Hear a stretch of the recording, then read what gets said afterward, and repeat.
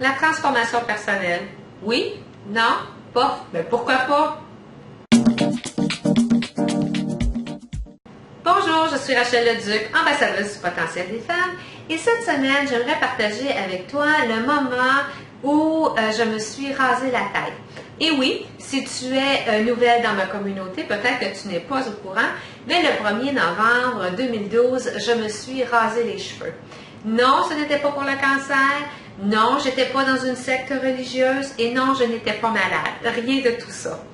Encore une fois, femme d'action que je suis, je voulais me dépasser. J'étais à Los Angeles et je devais faire quelque chose sur la scène pour me sortir de ma zone de confort. Et je dois dire qu'il y a différentes idées qui me passaient dans la tête. Et à un moment donné, je me suis dit, juste comme ça dans ma tête, je vais raser mes cheveux. Et la minute que j'ai eu cette pensée-là, je dois t'avouer que j'ai paniqué. J'ai commencé à trembler et j'ai aussi commencé à pleurer. Pourquoi?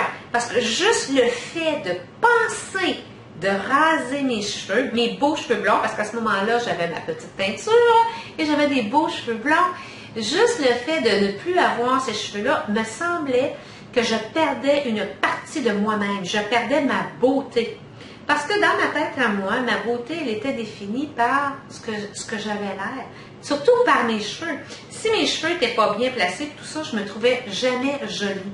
Je trouvais que j'étais pas belle et tout allait mal quand j'étais pas bien coiffée. Donc, de penser que je n'aurais plus de cheveux sur la tête, pour moi, il me semblait que je perdais mon identité, je perdais ma beauté et c'était l'enfer, comme on dit. Mais ce que j'ai réalisé, parce que je l'ai fait, comme que tu sais par maintenant, je suis presque sans peur et quand j'ai des peurs, je fais tout en mon possible pour les surmonter. J'ai surmonté cette peur-là et en pleurant et tout ça, j'ai réussi à me raser les cheveux. Mais je dois te dire que ce que j'ai appris de cette expérience-là, où je croyais perdre mon identité, au contraire. Je n'ai jamais eu autant de compliments qu'après que j'avais les cheveux rasés, parce que les gens me disaient « on te voit maintenant ». Lorsque j'avais mes cheveux blonds, longs et tout ça, il semblait que je me cachais derrière mes cheveux. Il y a des hommes qui m'ont dit ça. Et là, les gens pouvaient me voir, voyaient mes yeux, voyaient mon essence. Et au lieu d'être ma beauté extérieure qui était en dominance, qui prédominait, c'était ma beauté intérieure qui sortait. Donc, c'était comme vraiment une leçon d'humilité pour moi lorsque j'ai fait ça, parce que là, c'était plus le physique qui comptait, mais c'était plutôt qui je suis, mon essence, et c'est ça que les gens voyaient. Donc, ça transforme une vie, ça change une vie, ça change notre façon de voir les choses, ça change la façon de penser. Et aussi, de me retrouver dans cette situation-là, j'ai pu comprendre, puis quand je dis comprendre, là, je dis ça légèrement, je ne vais pas dire à 100%, mais j'ai pu avoir une idée des femmes qui ont le cancer et qui perdent leurs cheveux, comment elles peuvent se sentir, qu'il faut qu'elles se trouvent une autre façon d'être belles, il faut qu'elles définissent leur beauté parce qu'elles sont à l'intérieur et non pas par l'extérieur. La même chose si on se fait enlever un sein, combien de femmes ne se trouvent plus belles parce qu'elles manquent un sein ou même les deux. Donc, il faut trouver une autre façon de définir notre beauté. On sait tous que la beauté vient de l'intérieur vers l'extérieur, mais je pense qu'on oublie souvent ça et on met plutôt l'accent sur notre beauté extérieure et la beauté intérieure, souvent elle est laissée de côté. Donc, personnellement, depuis le rasage de tête, j'essaie de me rappeler beaucoup plus de ma beauté intérieure que de la beauté extérieure que j'ai ou que je n'ai pas, dépendant de la journée. Parce qu'on a tous des bonnes journées et on en a des moins bonnes.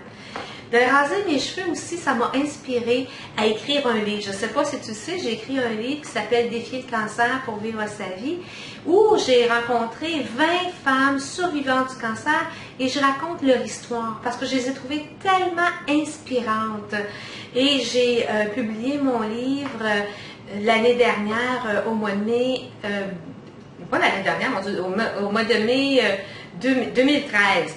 Donc, je suis vraiment fière de ça. Je pense que c'est un des plus beaux exploits, une des plus belles choses que j'ai faites dans ma vie, d'honorer ces belles femmes qui ont eu des souffrances à cause de la maladie, mais qui ont survécu, qui se sont dépassées, qui ont pris leur courage à deux mains et qui ont fait ce qu'il y avait à faire et qui vraiment, comme je dis, se sont dépassées.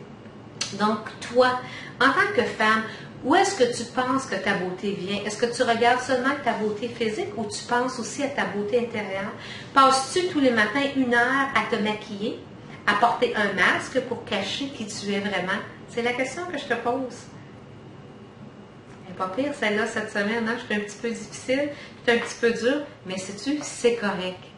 Je voulais te dire, là, je viens de penser, j'ai mon webinaire ce soir, ma téléclasse pour comment surmonter ses peurs. C'est la reprise du 14 juillet. Il y a eu beaucoup de courriels. Donc, si tu veux apprendre comment surmonter tes peurs, comment avancer, je t'invite à t'inscrire pour l'heure de la téléclasse de ce soir. C'est gratuit, ça ne coûte rien, ça t'engage à rien.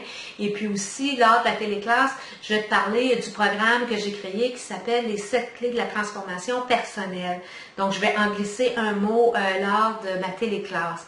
Tu n'as qu'à appuyer sur le petit bouton, ça va t'amener à la page où il y a toute l'information. Il faut que tu t'inscrives pour que je puisse t'envoyer un courriel avec les directives, soit au téléphone ou soit par Internet. Il y a la section commentaires dans le bas du blog. S'il vous plaît, écris-moi tes commentaires, écris-moi ce que tu penses, ce que tu vis.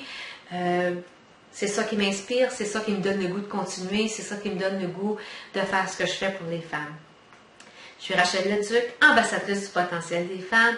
Je te dis de ne pas oublier, n'oublie surtout pas de vivre ta vie à ton plein potentiel. Je te souhaite une excellente semaine et on va se reparler très bientôt. Merci, bye!